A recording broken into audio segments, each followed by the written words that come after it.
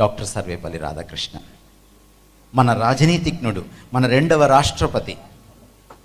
ఈయన ఒక రోజున ఇంట్లో ఉదయాన్నే కూర్చొని పేపర్ చదువుకుంటూ ఉంటే ఆయన శిష్యుడు వచ్చాడు ఆయన దగ్గరికి. సనాతన కేరళ బ్రాహ్మణుడు అతని పేరు సుధాకర్ పిళ్ళై.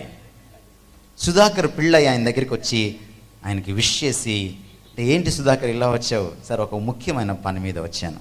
సరే కూర్చొని పిచ్చాపాటి మాట్లాడి కాఫీ ఇచ్చిన తర్వాత సుధాకర్ తన యొక్క కోరికను వెలిబుచ్చాడు.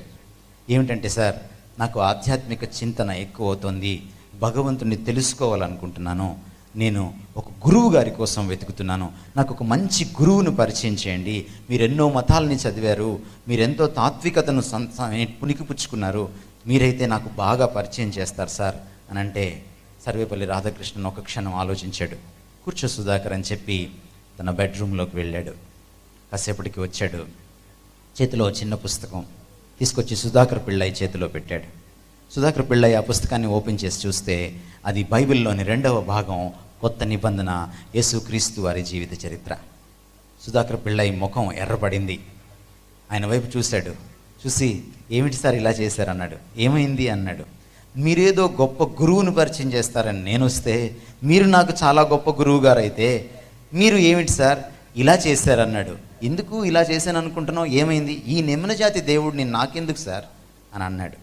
సుధాకర్, నీకు నా మీద నమ్మకం ఉంటే వెళ్ళి ఈ పుస్తకం చదువు. ఈ గురువు నీకు నచ్చకపోతే మళ్ళీ రా, అప్పుడు మాట్లాడుకుందాం గురువు గారి గురించి అన్నాడు.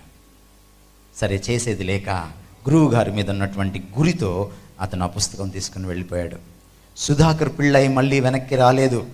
సుధాకర్ పిళ్ళై పాల్ సుధాకర్గా పేరు మార్చుకున్నాడు. క్రీస్తు శిష్యుడు అయిపోయాడు.